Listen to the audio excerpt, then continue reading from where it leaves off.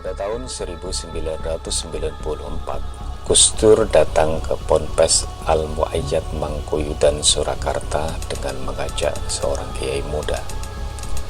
Di depan para guru Al-Mu'ayyad, di hadapan para kiai dan ulama yang hadir, Gus Dur mengenalkan sosok kiai muda tersebut. Ini saya mengajak kiai muda, doktor lulusan Mekah, namanya Dr. Kiai Said Agil Siroj. Ini doktornya masih kebul-kebul, alias baru saja lulus. Pak Kiai Said inilah yang besok akan menggantikan saya. Begitulah ucapan Gus Dur ketika itu. Siapa sangka ucapan Gus Dur tersebut di tahun 1994, 16 tahun berselang terbukti. Kiai Haji Said Agil Siroj terpilih menjadi Ketua Umum PBNU pada Muktamar NU ke-32 di Makassar, Sulawesi Selatan pada tahun 2010.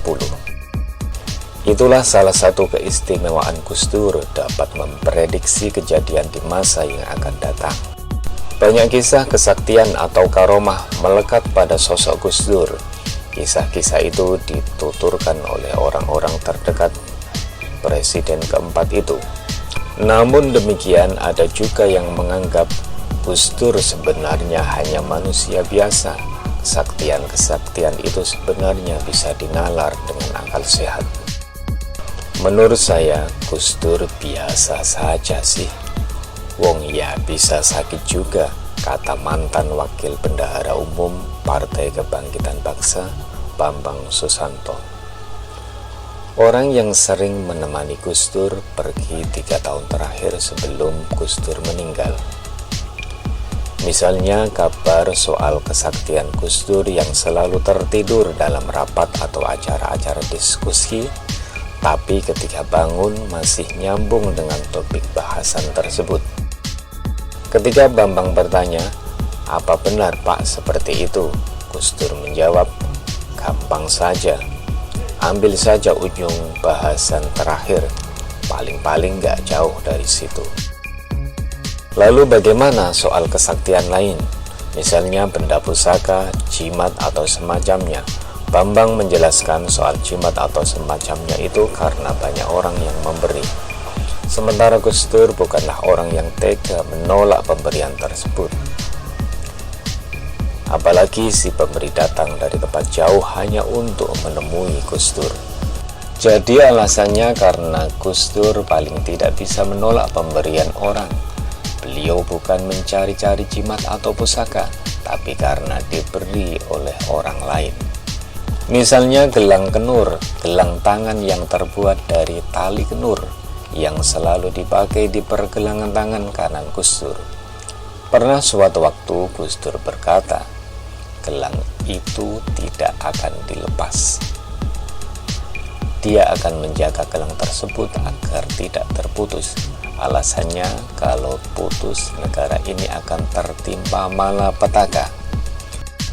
Gus Dur belakangan menjelaskan sebenarnya alasan merawat gelang itu bukan karena percaya pada kesaktian, namun lebih pada menghargai si pemberi yang datang dari tempat jauh hanya sekedar ingin memberi hadiah gelang kepada Gus Dur. Hal senada juga dituturkan salah satu santri Gus Dur, Nuruddin Hidayat. Menurut dia, Gus Dur bukan lagi mengurusi masalah kesaktian atau pusaka-pusaka seperti itu. Memang selama Gus Dur masih hidup, banyak orang-orang bergantian datang ke kediaman beliau untuk memberi pusaka-pusaka tersebut.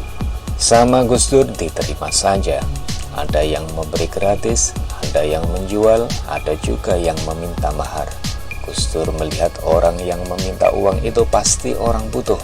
Kalau pusaka setelah diterima ya ditaruh di gudang, gak diapa-apain. Entah masih ada pamornya apa tidak, ujarnya. Pada tahun 1994, Gus Dur datang ke Ponpes Al-Mu'ayyad Mangkuyudan, Surakarta dengan mengajak seorang kiai muda. Di depan para guru Al-Mu'ayyad, di hadapan para kiai dan ulama yang hadir, Gus Dur mengenalkan sosok kiai muda tersebut.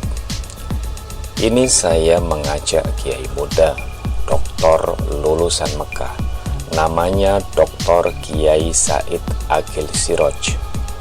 Ini doktornya masih kebul-kebul, alias baru saja lulus. Pak Kiai Said inilah yang besok akan menggantikan saya. Begitulah ucapan Gus Dur ketika itu. Siapa sangka ucapan Gus Dur tersebut di tahun 1994, 16 tahun berselang terbukti.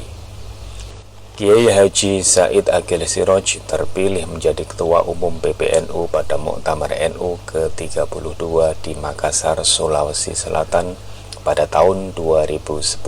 Itulah sisi lain dari Gus Dur. Selain dikenal sebagai politikus, kiai, pengamat dan budayawan, juga dikenal lewat humor dan kerap dihubung-hubungkan dengan mistis serta kesaktian.